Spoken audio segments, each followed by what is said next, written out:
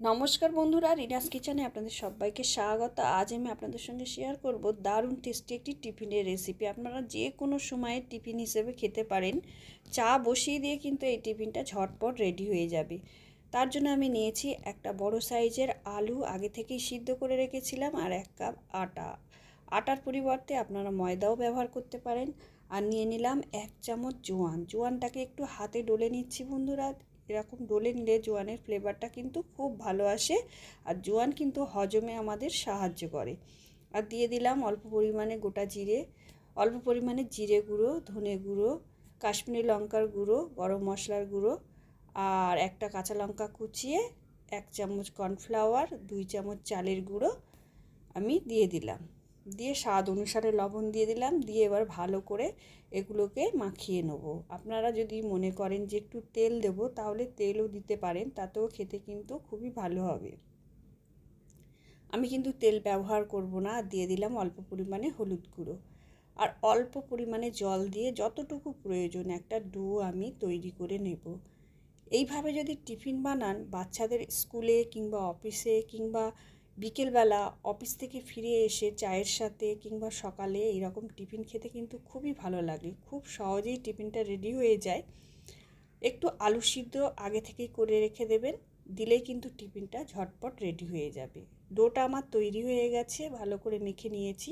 আর একটা প্লেটের মধ্যে সাদা তেল আমি ভালো করে লাগিয়ে দিচ্ছি।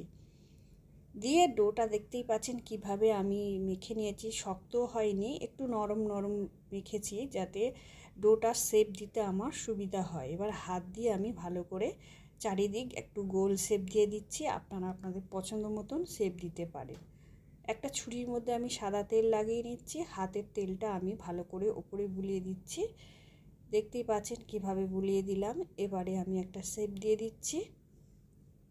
এইভাবে ত্রিভুজের মতন করে আমি কেটে নেব। আপনারা আপনাদের পছন্দ মতন শেপ দিতে পারেন। আবার রুটির মতন ছোট ছোট বেলেও ভেজে নিতে পারেন, আর এইভাবে শেপও দিতে পারেন।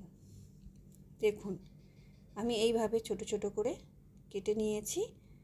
এটা দেখতেও কিন্তু সুন্দর হয়েছে, খেতেও কিন্তু খুবই ভালো হবে। চায়ের সাথে খেতে পারেন, সস দিয়ে খেতে পারেন, বাচ্চাদের টিফিনে, স্কুল কলেজের টিফিন হিসাবেও দিতে পারেন। এবারে ওভেনে তাওয়া বসিয়ে দিয়ে দিচ্ছি সাদা তেল, 4 চামচ তেল। খুব বেশি তেলে কিন্তু আমি ফ্রাই করব না, আপনারা চাইলে ডিপ ফ্রাই করতে পারেন। আবার যদি মনে করেন একদম কম তেল ব্যবহার করে টিফিনটা ভাজবেন, তাহলে আগে শুকনো তাওয়ায় আগে সেঁকে নেবেন, যেমন পরোটা সেঁকা হয় সেইভাবে সেঁকে নিয়ে অল্প তেল দিয়ে ভাজলেও খেতে ভালো লাগবে।